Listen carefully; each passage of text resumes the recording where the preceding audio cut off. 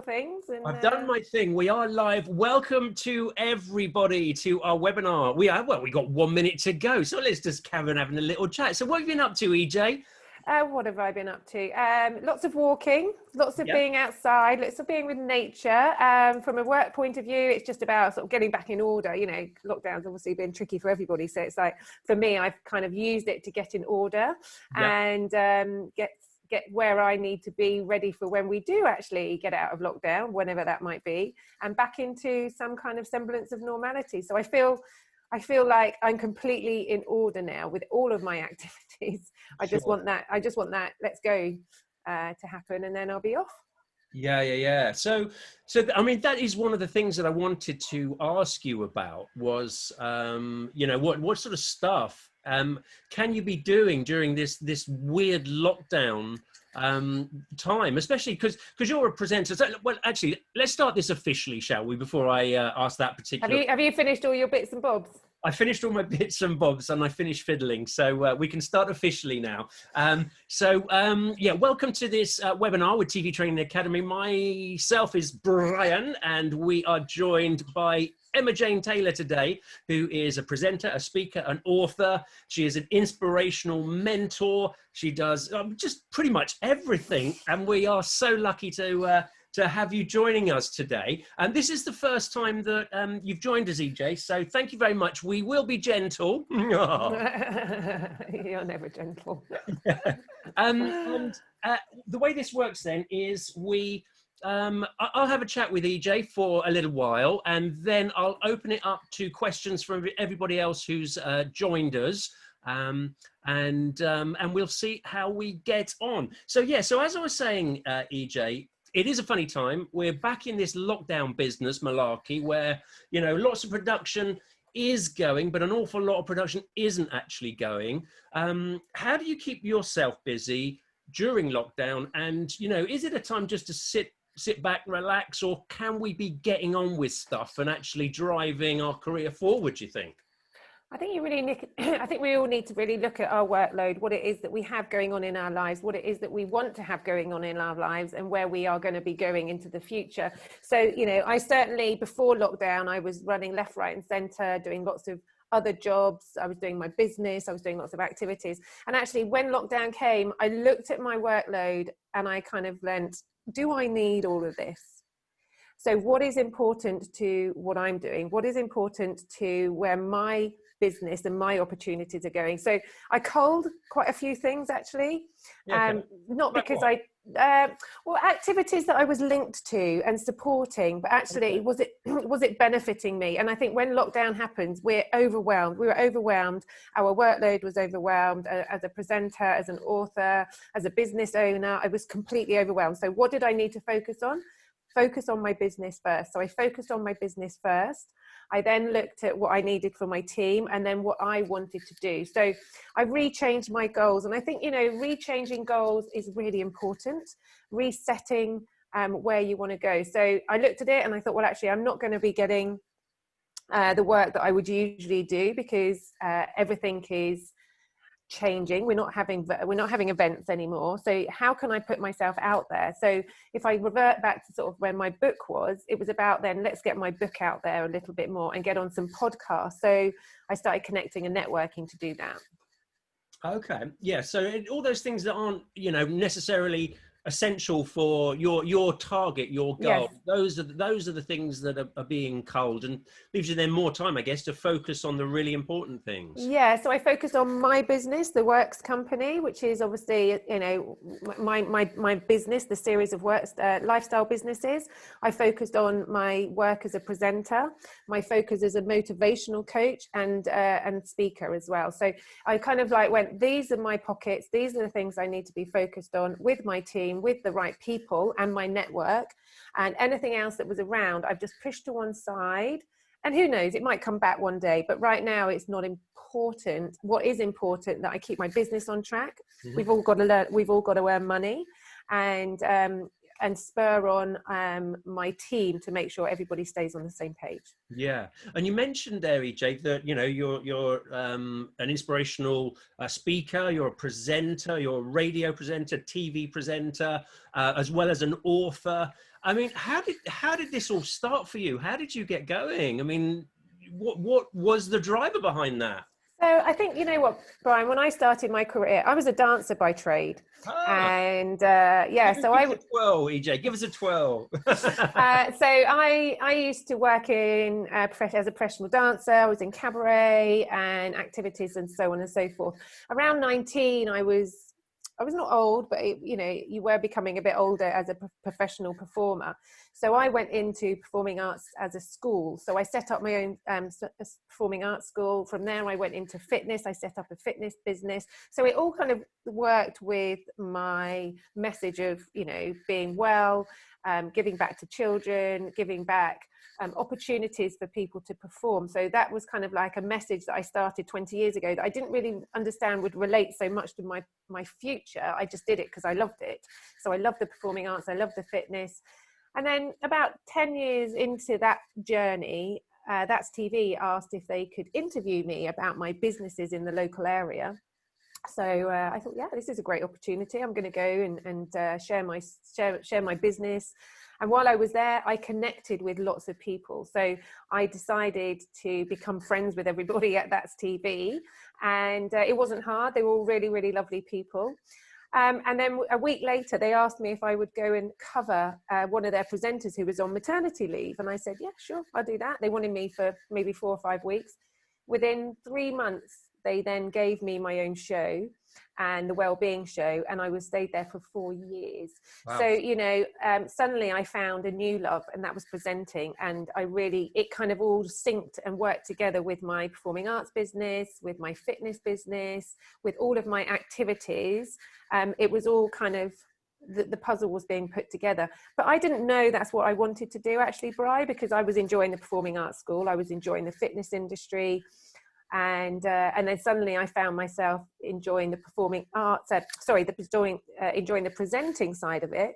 And I guess the performer of me as a dancer came out, and then I could perform as a presenter. And it was something that I really really enjoyed. Yeah. And you mentioned there that really it was, you didn't sort of fall into it, but it was kind of an opportunity that raised its head. And that opportunity came from just that networking, that just being absorbed in that industry, making connections. And this is what I think a lot of people sometimes forget, is they apply for a job and it doesn't come off, on Star Now or Mandy.com or whatever it might be. They don't get it, or they don't get the audition or whatever that is. And they think, oh, that's it, I'm never going to get anywhere.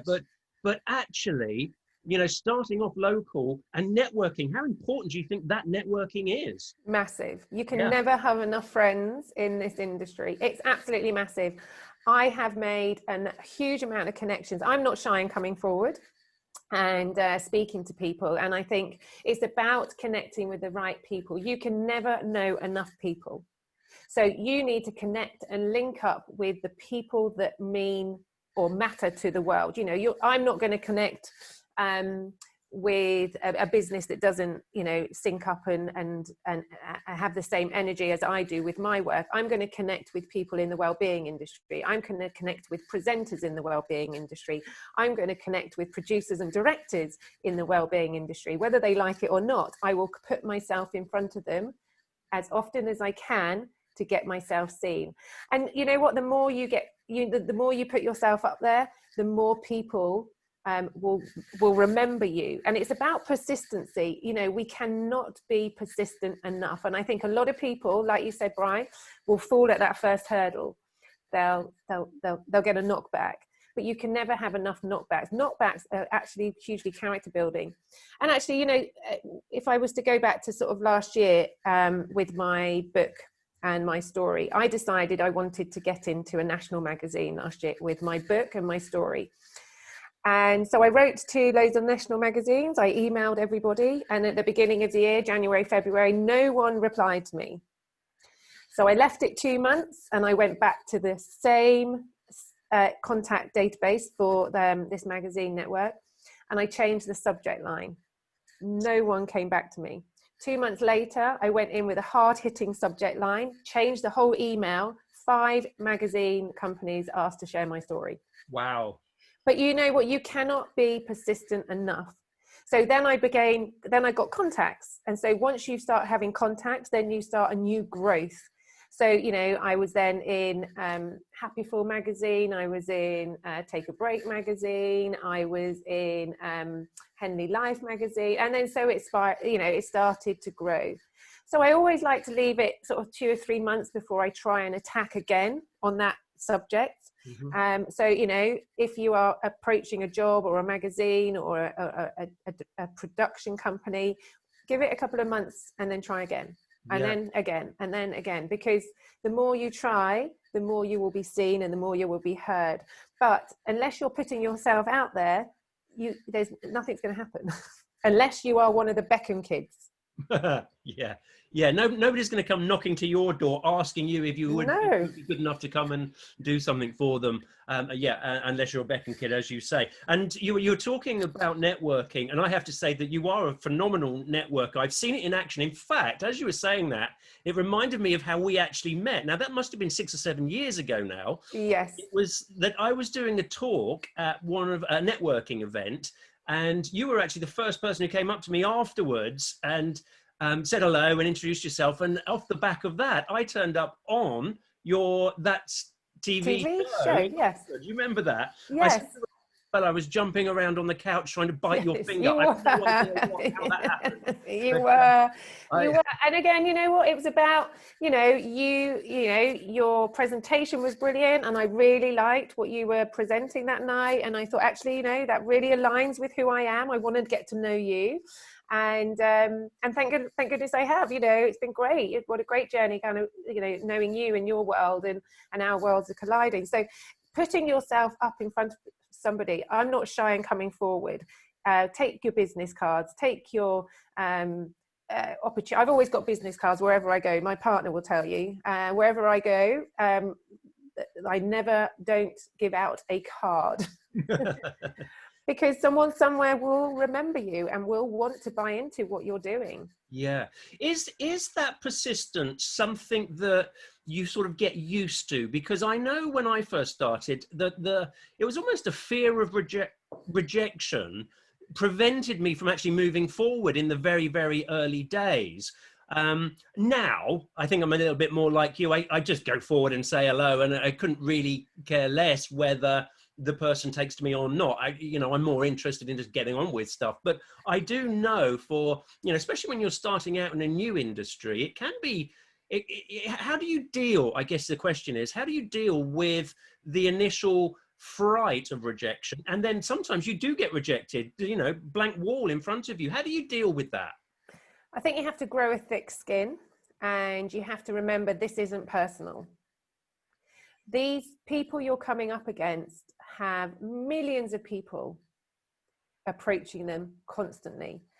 And you have to be the shining, one of those 1 million to be seen. So like you, Brian, I think rejection was a big part of my personal life many, many years ago, and has been something that was a fear of mine, being rejected, being, made to feel unworthy. But now I think with maturity and age, and also, learning what I needed, I understood what I needed as a person. So I needed authenticity. I needed to listen.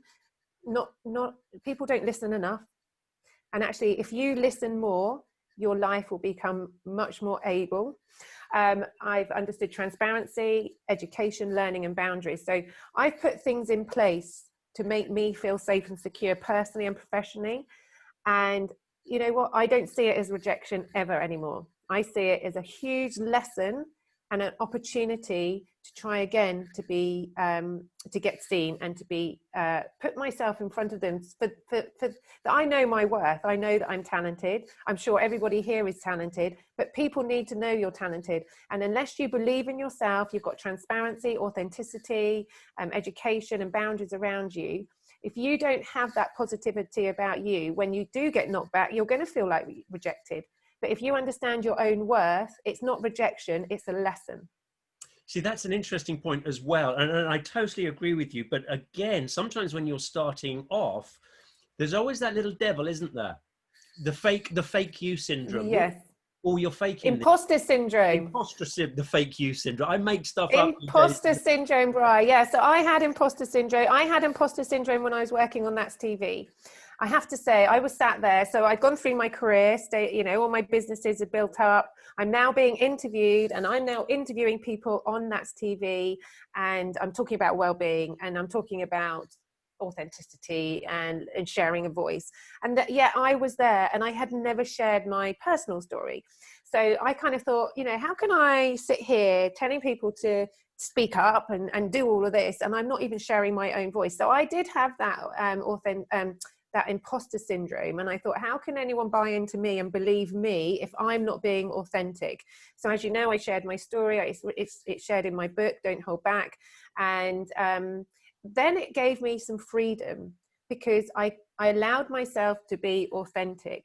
I always thought I had been authentic, but I think I'd covered myself in I think I was just living this real BS kind of life. It wasn't real. It wasn't real. It wasn't authentic. So when I stripped back and I went, you know what, this is who I am, warts and all. You either like it or you lump it. It's a bit like Marmite. I think we're all a bit like Marmite. You either love us or you hate us. But actually, if you love yourself, you will find that will give you that authenticity, and you can cut through the imposter syndrome. So when you find your authenticity, you can move through and be much more positive and focused on who you are. And when you're much more positive and focused on who you are, other people will buy into that. So I do get that I do get that imposter syndrome. But like I say, when I stripped the layers back and took away the BS and said, this is who I am, this is who I want to be, and this is where I'm going, I found that my connections and my world grew. And actually, when I spoke up, I thought, oh, this is going to car crash my career, telling my story. Yeah. And it didn't. It grew. Everything grew. And actually, my world went big. This is something that we focus a lot on at TV Training, and when we're doing presentation skills, on screen communication skills, is that authenticity that you're talking about there, being brave enough in a way to actually say, well, this is me, this is how I am, this is how I think, these are my opinions. And yeah, you're right, some people, and it's usually people who are a little bit jealous, they wish that they were a little bit more like you, or they're not doing as well as you, and they try to pull you back down sometimes to justify their position in a way. But if you are brave enough to just be you and be the authentic you, especially on camera, especially when you are presenting a number of different things, not everything, of course, sometimes they just want a standard presenter to say, oh, this is a great big biro, come and buy it. But, yes. But apart from that, if you're doing your own show or doing a radio show, that authenticity, I think is something that, it's scary, but if you're brave enough, you'll find the right people get you. And there's a lot of right people out there who do get you when you're authentic. And I think if you go, the first time I spoke out about my story, as you know, Brian, I wanted you to be the first person who interviewed me, because I was terrified. I was terrified about this story being out there, and you were brilliant. You were brilliant. You got it all out there, and it made me feel so much more confident. And then that first night grew to something else. But what I will go back to is that point about other people. Now, if someone isn't enjoying what you're doing, or they are being saying unkind, or they're showing jealousy traits, you have to ask yourself, what is going on in that person's life? Don't take it as personal, because there might be something going on in their life you can't understand or cope with. You hope that they're going to get some support and help for it, but not everyone's going to like what you do. And I've learned that, I've learned that over the years, and that's okay. And actually, it's the day people stop talking about you that you've got to worry. Yeah, that's so true, isn't it? Okay. Just moving on to to a different, slightly different subject here, EJ. Sorry, I'm hogging EJ as I always do. I'll open it up to some questions in a bit. I just wanted to ask you about: do you set goals? Are you a goal setter? Do you? And if so, have you seen I've got 5 whiteboards here. Well, I was looking at that. I can't actually read it, but I did notice that in the background. So if you set goals, how do you go about sort of using that, and how does it work? So I always have goals, and I think daily goals, weekly goals, monthly goals, and 6 monthly goals, annual goals. So, really look at, what it is that you are currently working on. So I need to have goals. I'm very driven and by my goals. Like I say, nothing's going to happen without me putting some work into it. So there's 5 work. I share my office with my partner, and I have 5 whiteboards in here. He has 1, and his world is very different to mine. But for me, it's about realistic goals and even unrealistic goals, actually, because we've all got dreams. We've all got dreams. We've all got aspirations. So write everything down. I just saw Gemma said, have I got a vision board? These are my vision boards as such, I guess, because I put everything out there and on it. Last night I changed my board over here because right now I'm representing myself in a lot of the work I do on the inspirational side. I'm doing a lot of corporate packages now. So what do I need for those corporate packages? What are my goals? Well, I got a job with Barclays Bank 2 weeks ago, doing corporate behavioural change workshops with them. I'd set myself up to do that. This year I said I want to work with an international bank and put together some behavioural change workshops. So do you know what I did? I networked my way through to a Barclays Bank manager, and I told them how brilliant I was. And they were like, all right, let's have a call. When we had a call, I sent them information. I said, let me just come in and do one presentation. 2 weeks later, they've now sent information to me for 500 of their members. And on the back of that, I've got another presentation with a pharmaceutical company. So it's about saying, what do I want to do? Last year, I wanted to do get in a magazine. So I put it on my vision board, as Gemma's just asked. So I put it on my vision board, and then I made it happen. So we can make it happen if we have the right approach and tenacity, and we've got to be diverse as well. You've got to be dynamic. So those are like my kind of aspirations and dreams. Put the things out there. For the day-to-day running of my job, what do I need to do? So have I done my social media? Is my website up to date? Is my team aligned with all the things that I need them to be aligned with? Are my immediate projects up to date? Have my presentations been refreshed? So I have it all written down, and I go back to it every week. So on a Monday, I would work maybe on one part of my business, on a Tuesday on another, on a Wednesday on another, and so on and so forth. But behind that, I make sure that I'm doing all the activities I need to around social media, networking, and marketing. Do you think as well, when you've actually got your goals written down and listed there, it's almost like they're the targets, you see that, your conscious mind sees it, and then, I don't know, when you sort of go to sleep or when you're not even thinking about some of it sometimes, does your subconscious go about figuring out how you're going to get to that goal? Do you believe in that subconscious thing? Yes, I think I do absolutely agree. And I think also when you put it out, I used to have many sleepless nights because things were going on in my head constantly. And then I took my pen and paper to bed and I started writing it out on my pen and paper and getting it out of my head. And so now when it's here, it's out of my head and it's on the board. I also have a little notebook by the side of my desk. So when something comes up, I quickly jot something down and remind myself later to do that or action it or contact that person. So, my job is very diverse. I run a team of 20, 30 people. I have an admin team of 5. I have 2 PAs around my business life. But the work that I do for me as the inspirational mentor, as a speaker, I have a smaller team, but we're all connected to know, but they need my goals. They need my vision. They can't do their job without my vision and my goals with them as well. So it's about aligning it. So yes, if I get it out, it's there. And once it's out, I can start thinking about it so much more. Have I contacted the person at the BBC? Does the lady at the ITV newsroom know about me yet?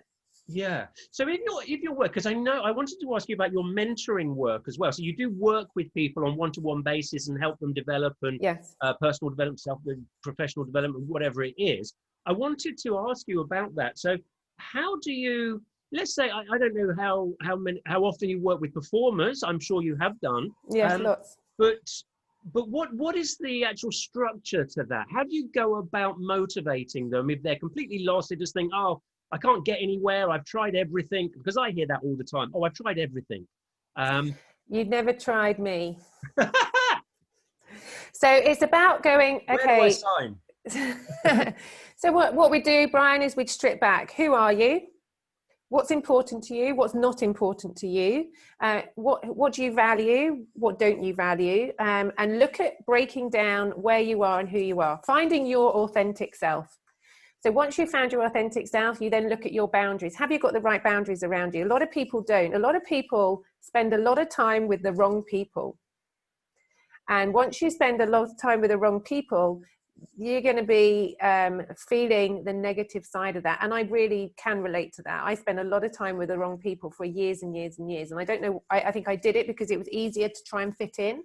But you don't want to fit in. We want to be seen. We're performers, we're individuals, we stand alone.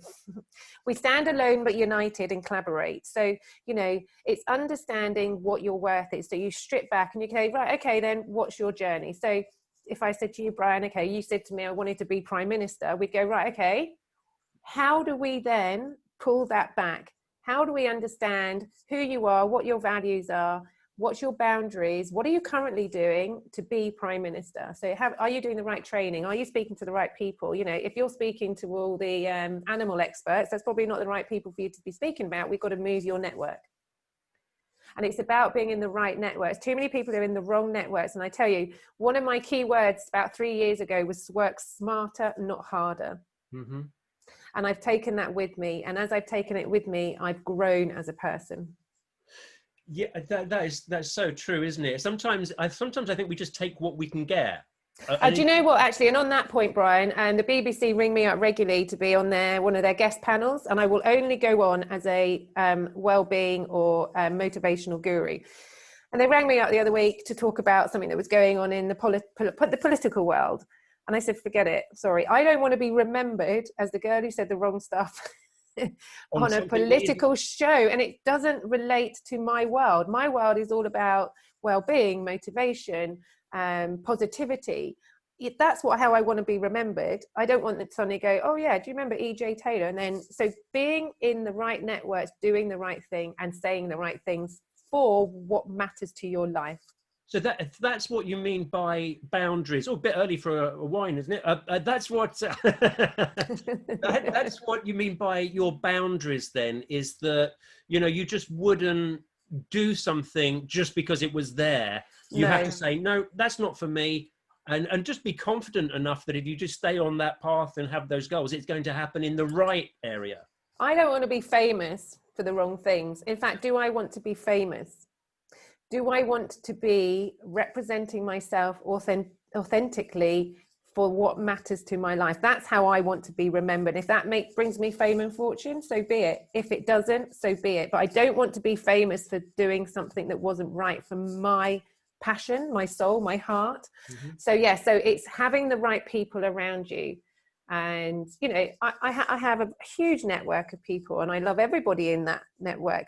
But actually, it might be 60% that I want to spend my time with at the moment because I benefit them, they benefit me. Yeah. Benefit from me.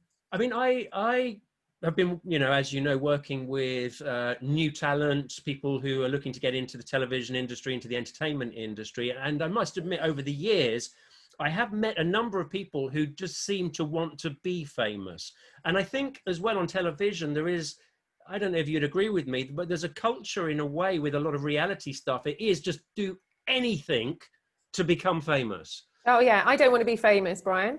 And I think this is a really big problem for lots of people. So the work that you're doing is not, of course, if people will become famous from being talented actors. You want to be remembered as a talented actor, a talented actress. And if that makes you famous, so be it. But being famous for being famous, that's not something that I buy into. I want to be well known for my authenticity, doing what I believe is right for the world that I live in. Yeah. What would you say to those people who do want to just be famous, though? You need to speak to me and come and do a 12-week mentoring course. Yeah. I often say, look, if you just want to be famous, there's easier ways than the entertainment industry to become famous. Oh gosh, yeah. I mean, there is so many things that you could do to be famous right now.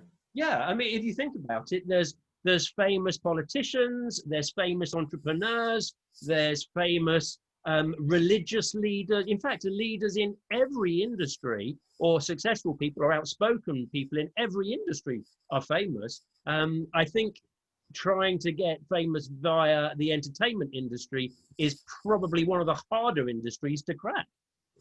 Do you know what? I know someone who wanted to be an actor.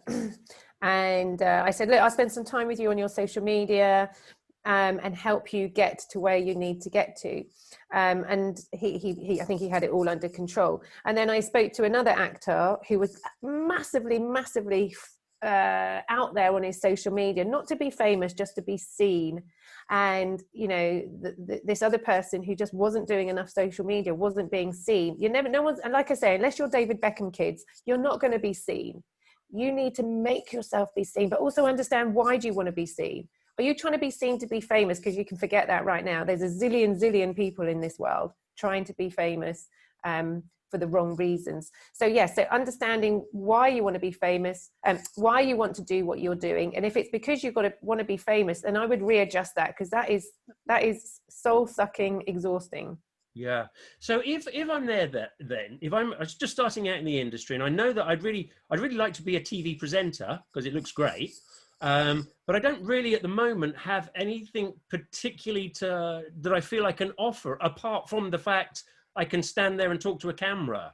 So first of all, I'd send them to Presenter Academy and say, go and do some training with them, then talk to me about what your worth is, because you know, you guys do so much work on training and understanding, and I know you do mentoring as well with them, Brian, but I would really strip back and say, what is it that what is your passion? You know, my passion is well-being. My passion is being the best me by mentally, emotionally, and physically aligning myself with who I am. Now, you're never going to change me to be a politician, although I could be a politician of health, maybe one day. Maybe I'll put that on the board. Hold on.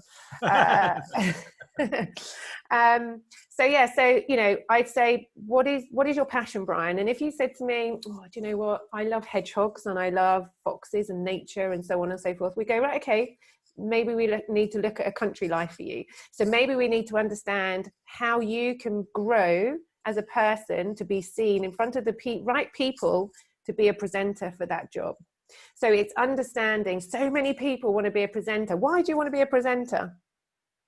Why do you want to be a presenter? What is it that you want to present about? Or do you just want to be a presenter on telly to be famous? You've really got to cut down and cut away some noise and understand what it is that you want to present about. Mm-hmm. Because you know, like I say, I mean, I could go on. I've been asked to do all sorts of weird and wonderful things, but I turn a lot of things down because I just don't want to do that. I don't want to be seen in that hat, with that hat on. I don't have enough knowledge about politics, and neither do I want to, really. So what is your worth and why do you want to present? So strip that back, understand who you are, what it is that fuels your fire, what it is you're passionate about. Look at your authenticity, your learning and education around that. I go on courses every year, and I've been working for myself for over 25 years, and every year I do a new course in something, because you can never know enough. Yeah. You know, don't think that you've done one course and that's it. Keep growing, keep learning, keep finding new ways to educate yourself around your passion.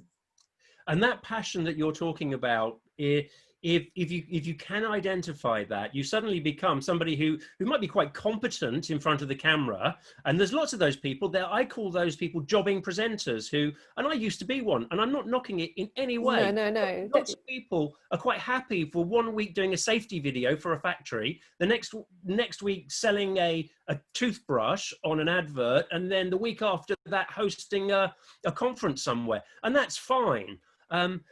And if you enjoy that, brilliant. But that's a constant search for work. That's every single week. Your main job as a jobbing presenter is finding work, yes. More so than the actual presenting. Whereas what you're talking about, your authenticity, your passions, what you actually really want to talk about, we refer to that sometimes as your brand. Yes. So brand you. And when you find that, you then suddenly are more sellable, and you have more value to the right channel, to the right program, to the right job. Yes. And I think it's very different. An actor just wants to be an actor and get any job they can. But as a presenter, you've got to understand what job you want. So if you had your vision board, as Gemma was just saying, if you had your vision board on there, what would be your ideal presenting job and why? UFOs There over you go. Oxfordshire. There you go. So yes. So what would be your ideal presenting job and why? And then you put things out there. So, you know, put the things on your vision board. You know, on my vision boards, I have a whole host of things. I could say, you know, I wanted to do a podcast in America and this year, and then I've got 3, and I've got another one next week lined up with Chip Baker. And so, yeah, so, you know, it's putting yourself in front of the right people for what you believe you need to do. Yeah. Okay. Again, I just want to move on to a different sort of subject a little bit now, because I know how involved and you are in not only healthy mind and positive thinking, but also how important is it to keep the body healthy as well. I know you one of your businesses was like workshops for, you know, what do they do, Dars? Exercise, Brian. Yes, that's right. Yes, I've heard of it before. I'm not too sure exactly what it is, but how important is that to go hand in hand with what we've been talking about, do you think? Oh, super important. And, you know, those of you who, well, I'm not sure if any of you, well, Mark will know my key word is balance. And it's all about mental, emotional, and physical fitness. So, you know, if you go down to the gym feeling strong, but you're depressed over something that's happened in your life, you're not going to be balanced and you're not going to work efficiently. So understanding your physical fitness, your mental fitness, and your emotional fitness all works together. So keeping everything even. And I know if I'm slightly out emotionally or mentally or physically, I don't work efficiently. You know, none of these whiteboards will work efficiently. So I really need to be able to understand what I need to do. So yes, exercise is key. We should be doing a minimum of 10,000 steps a day. You should be working out 3 or 4 times a week, stretching, core, body resistance or weights. So making sure you do that. But also equally important is working out your mental and emotional fitness. And by that, I mean talking, sharing, writing, whatever it is that you need to do. For me, it was about, I went in, if you read my book, you'll find out all about me, but I went into therapy when I was about 13 years old. I was told I was a failure. I was told I was the girl going nowhere. And I believed that to be me for many years, until I understood I needed to sort out my mental and emotional fitness. And once I could do that, then I could understand the power of physical fitness, and it worked together to bring me the success I am today. And I don't mean monetary. Wow, that's super. Now I know Gemma has put a link to your website there. So can we find details of that book? Yes. And also that mentoring service? Yeah, so it's all on there, all my information. I'm represented by 2 or 3 different agencies as a speaker. And again, that was something that I, just going back to persistency, I decided I wanted to get an agent to represent me last year. And I've ended up with 3. One global, 2 UK based agencies. And one of the first ones I wrote to said, "Oh, EJ, we have loads of speakers, inspirational speakers. We don't need any more." I said, "But you haven't met me." And so we had some email banter, and then suddenly they signed me up. So, you know, keep persistent, keep putting yourself out there, and don't forget it's important to let everyone know your worth. So everything on my website, on that website link that Gemma's just shared, is all you need to know about me. And if you want to contact me through there, you can. I'm always happy to speak and share, and all my social medias on there as well. And actually, one other thing, Brian, I've always wanted to speak at the House of Commons. And in 2019, guess what?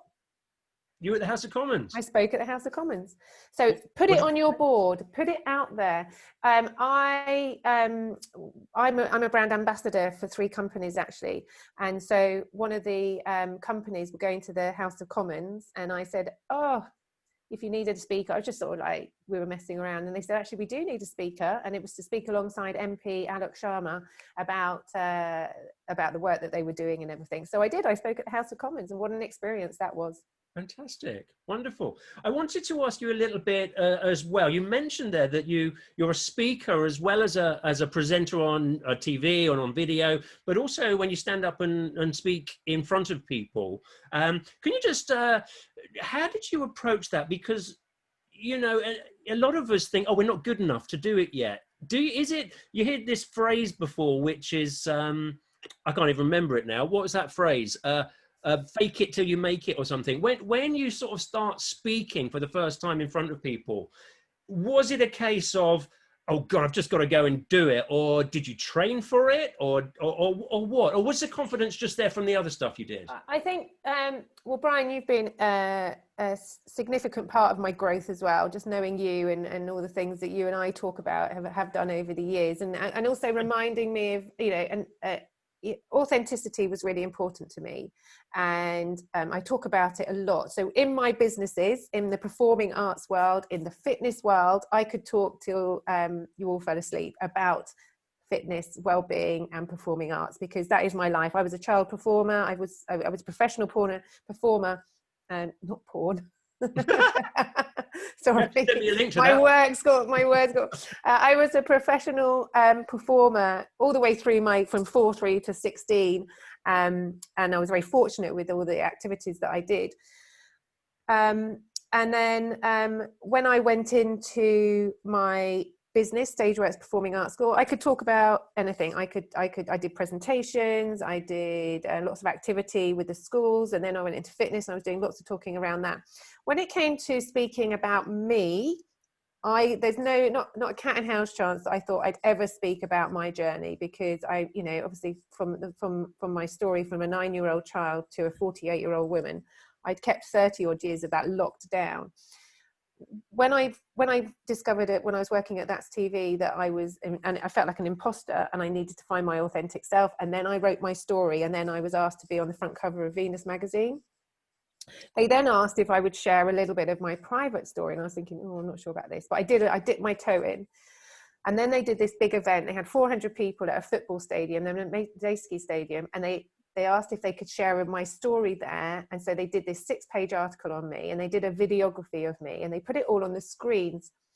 And then they wanted me to sort of just introduce the evening, talk a little bit about myself, and compare the night. Now, this was 2 years ago, or 3 years ago, actually, 2017.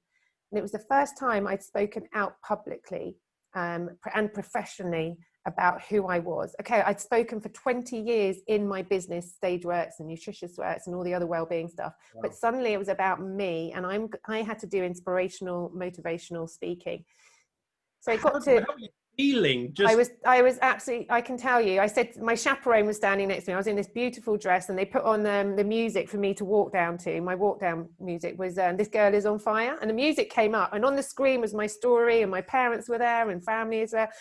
And my chaperone said, right, EJ, you've got to go. And I was like, I can't do this. I'm sorry, I can't do this. I was shaking. I thought, do you know what? I had sick in my throat, and I thought, I'm going to throw up here and now. And I had been speaking for 20 years, but suddenly it was very personal, and I hadn't got any boundaries. And even though I was authentic, I had no boundaries, and I felt really exposed. So literally my chaperone pretty much pushed me and said, go, go, go. So I get to the front and I start speaking, and a pneumatic drill. Well, you could have used me that night to create a few potholes around town, because I was shaking like a leaf. And I had my cards in front of me, and everything felt wrong, but it felt very right. So I started speaking, and I was like this, I was shaking. And then I stopped. I said, I'm so sorry. This is the first time I've spoken out about my life. I'm very nervous. And the room just went, ah. And then I could finish. And then after I finished, I had people coming up from people, people who were associated with Loose Women, people who were associated with other broadcasting ventures going, do you know what, EJ, you did a brilliant job. I really think you could be aligned with people because you are very real. And then it gave me confidence. And then I wrote my book. And then obviously you and I speak, Brian, and I thought, you know what, this authenticity, I need to find my boundaries. My passion is very clear, but I haven't understood what my boundaries are. And so it was very much, I was self-taught, but using, you know, super talented people along the way. So I might, you know, send you a message, Brian, and say, you know, ABC, and you give me some advice, or I'd use all my networks and my connections, and I'd go, how do I go around this? I do some reading. And as I've grown with people like yourself who are very talented, who've given me a lot of support, even though you might not realize how much support, to take my journey further. So when I do speak now, I can speak much more coherently. I much more authentically. My partner is very supportive as well. He does a lot of presentations, so him and I will spend a lot of time working on the presentations, breaking them down. And also then that's when my performer comes in, because you're performing. Even though you're authentic and you're using your voice and your transparency, that performer comes in, and you've got to go, okay, this is my boundary. Why am I doing this? So my worth, my goal, I go to my goal first. Why am I presenting tonight? What is my end goal? What do I want to leave my audience with? And then once you've got your end goal, you know where you can start. And it's the bit in the middle that's got to be a story and interesting, and a bit of a performance as well. Yeah, I totally agree. I mean, this is some of the main training that we work on with people who are starting out is, yes, be yourself, authenticity, but yes, there is a performance as well. And that is, you know, sometimes it's just a matter of looking like you're interested in what you're talking about. Because if you look interested, other people are like, oh, that looks interesting. You know, yes, the nerves sometimes can really get in the way, I think, when you hold back too much and you just, you know, you're just talking very monotone like that because you don't want to let anybody in to see you, because you don't want to be vulnerable. So you just go, and it's like, yes. So, you know, I think, you know, as soon as I tend to start my presentations with a question. I always open a question out to my audience, regardless of the conversation. It's always a question, and then I feel a bit more relaxed because I can engage straight away. And I think nerves is always a good thing. And you know, as a performer, like I say, I performed over the years professionally in you know, many fabulous situations, but without nerves I wouldn't have performed very well. So a little bit of nerves is good. I think that night when I was at the Venus Women Awards and I had stick in my throat, there was just a bit too many nerves, but I managed to put it in. And the shaking and the nerves, that came actually from, you know, that was something that stemmed from my childhood. I was a very nervous child from my own personal story. But now the nerves have been taken over by my authentic self. So I think someone just said something about being authentic. Absolutely, my authentic self came through, and the imposter syndrome went down there.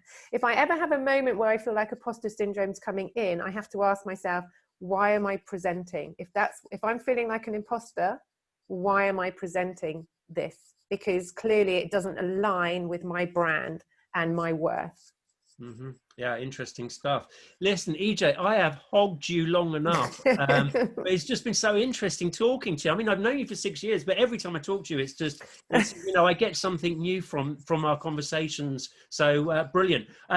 Let's just see if there's anybody out there for the last sort of 10 minutes or so. Have we got any questions? You can either just give me a wave, or you can go to the chat room. Maria. Maria, there we go. Maria, if you unmute yourself. Hi, Maria. Hello. Hi. Can you hear me? Yes. Oh my God, I'm so glad to be here, because I've been trying to maintain too many times to be online. So my question is, I'm always I have a deal with authentic way to be, because all of my purpose in life, it has been not even famous. It's more than that. It's to communicate my emotions. It's to communicate positive things, good energies to the people. And well, when I was at school, I was always trying to communicate, and they called me to do that things. But the most important for me, and I want to know is if it's important for you as well, is the question is to be authentic and versatile, or because I control my nerves. I don't know how, but I'm so passionate for this, and I'm always talking to the people, helping, motivating people from my family, from my friends. They always calling me to tell me, "Oh, Maria Soledad, can you tell me what about this?" And I don't know how to how to how to give more important how to no, it's not a question. What is more important? Because for me, in this moment and all my life, it has been more important to understand the people, to get through the soul of the people and see what they feel, see what they need, see what they want. Obviously, you don't have answers for all the things, but that's the question. I just want to transmit, and I want to receive what they want. How can I manage that? So who is it that you're trying to receive from, and what is it that you're passionate about, Maria? My passion is to be with people, to communicate with people. They follow me a lot because I'm a good in how can I say it in English? I'm going to give you a message, a good message. Are you spiritual? Yes, and I practice yoga also. So if your passion is your spiritual well-being and your spiritual being, I would say, have to align with that spiritual life, that spiritual world, and share with others the meaning of your work. So are you a spiritualist? Are you a so much clairvoyant? So much. Okay, so yes. Clairvoyancy is huge, and at the moment it's really huge. In fact, there's a guy I follow on LinkedIn who went online and he set up his own business as a clairvoyant person. So, you'd have to understand it. If I want to be a presenter in this world of clairvoyancy and spiritual life, who do I need to put myself in front of? Who needs to see me? So going back to what I was saying, work out put some goals into place, put some ABCs into place. What do I want? How do I want to get there? Why do I want to get there? And then start networking around that conversation. Okay. Does that help Thank you so much, Maria? Thank you so much for your question. Thank you. Shameen is waving. Let's go to Shameen, if you'd like to unmute yourself if you can. Hi, Shameen. Shameen. Unmute. Right. Hello. Hi. Hello. You're amazing. I absolutely love you. Oh. Right. I started my own journey 2 years ago. My kids went off to university. I had to grow. I was stuck. I started to write on personal growth. Via that, I started YouTube videos with another lady. But during lockdown with the whole thing, check my Instagram page on Shami720. I started to do daily videos on growth, energy. I'm really connected to energy. I then used the yoga. Somebody found me, Rene Pharmaceutical found me on Instagram. He really liked me. He sent me a message which I needed. At the time, I was really searching for a goal because I teach, but I wanted something more. So I started doing it. I wrote a book on growing pains. People don't realize we are captivated by we hold on to things from generations. Culturally, we embody a being that doesn't take us to the next stage of our life. Me being a Pakistani woman, it's hard to come out of a community and show your strength and still forge on. So I thought, right, So I started showing my life, showing how I've changed. I brought in a lot of change. Spirituality, fitness is one thing that keeps you going. And you are totally right. Your emotional, your mental, and your physical state has to be balanced. If you're not balanced, everything is energy. When you are associating with low level energy people who are toxic in some way, we don't realize what toxicity is until we work. And I personally think everyone needs to stop, reflect, and start working on themselves, because growth is never ending. We don't realize we become so small-minded in our brains that we think we've grown. And you're never growing. If you don't set up healthy boundaries, see, I'm single parent. I realized my boundaries with my friendship circle, some of them were not healthy. And I cannot let go of people because I'm forever wanting to help. But I wasn't helping myself. If someone's not willing to grow with tools, it's because they've got something deep-rooted from childhood. We all have. We bind, we hoard away our pains, and we masquerade this show on earth to the outside world.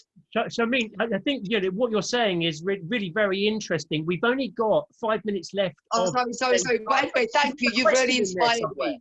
Oh, I'm really pleased to have inspired you. You know, always look at who are you, why do you do what you do, and how can people find you? And you know, personal growth is such a big thing now. So good luck, Shameen. Follow me on social media. I'll follow you back. I'll follow all of you back if you define me. I will. I'm going to follow you because you've really inspired me. Oh, I'm really pleased. Great. Thank you. Sorry to cut you a little bit short there, but we're running out of time. Thank you very much for your comments there. I think we have a hand up there, Cynthia. Cynthia, can you unmute yourself? Hi, Cynthia. Okay. Hey there. Hi, nice to meet you. Hi, nice to meet you guys. Thank you for everything, both of you. It's been amazing. Yeah, I had a question. I know you were talking about boundaries, so I was just wondering if you could elaborate a little bit more on that. Did you mean like have less boundaries, like open yourself up more, or? Yeah, it's putting the people in your boundaries that are important to the life that you're living. So, you know, if you look at your family boundaries, you know, sometimes I think it's very difficult because we think that we have to have our family in our tight circle, but that doesn't always work that way. And it's understanding that, you know what, you can still love these people, but from a distance. Now, it might be that you've got some family members that you really love, but they drive you crazy and they make you feel really bad about yourself. So now I don't do anything without love. So just push things away and push them positively away and go, how can that person be in my life with me in control? So how can that person not come near me and make me feel bad, make me feel negative? And if you take that to your professional life, how can my professional life be better, and who do I need in it? So, you know, some people in your professional world might make you feel pretty rubbish about yourself. So it's going, okay, well, I don't need them in my life. They've got their own problems going on that I can't help them with. So how can they be close to my life without causing me damage? And that's something that I put in. It's an emotional boundary. And I do that with friends. You know, I've had toxic friends in my life, not because they've got their own issues going on. You know, they've got their own difficulties. And I think it's very important for us to remember, none of us are bad people, but we've all got our own journey. You know, I certainly know I wasn't a particularly nice person, you know, all those years ago. I was like an endangered animal. I was wild because I was so hurt by what had gone on in my own life. But that wasn't because I was a bad person. I just didn't know how to control my emotions. So it's about having the right people with you on your journey. You know, making sure that I want to take with me on my journey the people who bring me positivity and me them.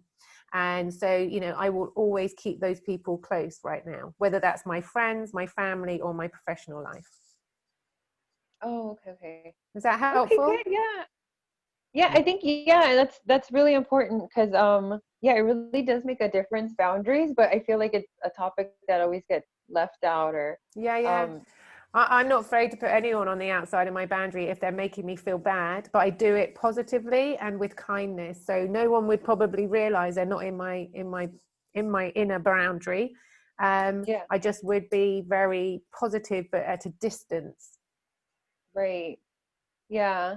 Okay. Well, thank you. Yeah, that's something I think would be really beneficial for me to work on. Oh, pleasure. I'm glad to have helped. Lovely. Yeah. Thank you again for all your help. Thanks, Cynthia. Thank you for your question. Lovely stuff. EJ, do we have time for one more question? If there is, Yes, go on then. I know we're going to run over. We always do. It's fine. I'm happy. I've still got I've still got a tea left. Bit of tea. So let's have a last question. Who's got a last question then for EJ before we wrap things up here? Where are we? Oh, I'm no one just wants to ask looking me a question. Oh, okay. Well, maybe we don't need that extra minute then. I just saw these questions coming in, and now maybe we've answered everything. So that's super. So let me just wrap this up a little bit then, and mention once again Emma Jane Taylor's website there. I wonder if we can just repost that. So if you haven't had a look at that, you can go along. Don't forget the TV Training Academy members area. So we've had lots of different guests on these webinars before, and we will be putting the recordings as always of this and all the others are in the members area, so you can go along and have a look at all those people that we've spoken to, and it's absolutely free, so why wouldn't you? It's tvtrainingacademy.com. The link will come along in the chat in a moment, undoubtedly. So have a look at EJ's book. It's available on our website. Have a look at her mentoring if that's something that you think can seriously help you. And, it is awesome stuff. I think we've just got a little tip of the iceberg taste of it today. And that really just leaves me to say a massive, massive thank you to Emma Jane Taylor. Can we give her a round of applause there? Thank you, EJ. Thank you to all of you as well. You're all inspiring just to be here. So thank you. And it's always a pleasure to speak to you, Brian. Thank you very much for having me with you this morning. Thank you. I always do this, EJ. I'm going to put you on the spot and say, will you come back and talk to us again? I'd love to. I think, did Gary just have his hand up? Do we have Gary? Gary? Where is he? Oh no, it looked like his hand had gone up, but maybe it was probably not. just scratching his nose. Yeah, I'd love to come back. Always happy to come back. And he's clapping. Oh, he's clapping. Okay. Yeah, anytime. Super stuff. Well, thank you very much. That's it from us this week. We'll be back next week, same place. Keep a look at TV Training Academy. Join the mailing list and you won't miss out on any of these things. From me, from EJ, much love, take care, and we'll see you next time. Thank you so much, EJ. Have a great day. Bye.